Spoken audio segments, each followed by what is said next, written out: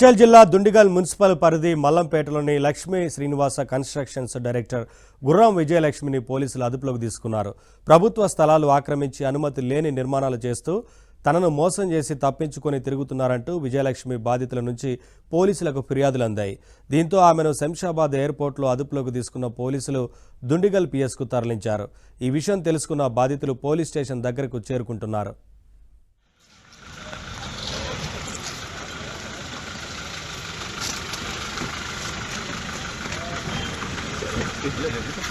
కూర్చోండి ఇదే విషయం.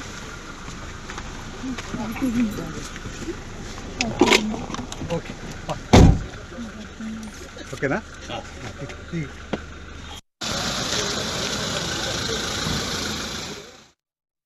మల్లంపేట జేఎల్ఎస్ ఏదైతే విజయలక్ష్మి విల్లాస్ ఉన్నాయో ఆ బాధితులు ఎవరైతున్నారో వాళ్ళ బాధ వర్ణనాతీతం.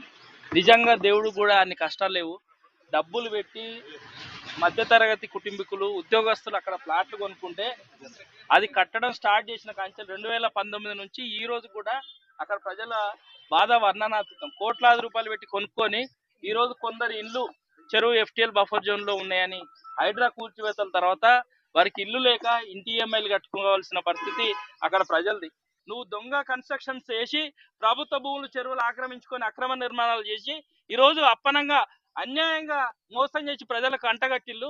మరి మేము ప్రభుత్వాన్ని ఒకటే ఈరోజు రేవంత్ రెడ్డి ప్రభుత్వాన్ని కోరుతున్నాం, ఆ వెంచర్లో ఆ ప్రభుత్వ భూములను స్వాధీనం చేసుకొని ఏదైతే మల్లంపేట విజయలక్ష్మి విల్లాస్ ఏదైతున్నాయో ఆ లక్ష్మీ శ్రీనివాస కన్స్ట్రక్షన్ ఏదైతుందో అందులో ప్లాట్లు కోల్పోయిన వాళ్ళు, ఆవిడ వల్ల అన్యాయం జరిగిన ప్రజలందరికీ మీరు శ్రద్ధ తీసుకోండి, అన్ని సౌకర్యాలు కల్పించి మిగతా వాళ్ళని ఆదుకోవాలని, నష్టపోయిన వాళ్లకు విజయలక్ష్మి ప్రాపర్టీలకు వెళ్ళి జప్తు చేసి వాళ్ళందరికీ నష్టపరిహారం చెల్లించాలని డిమాండ్ చేస్తున్నాం.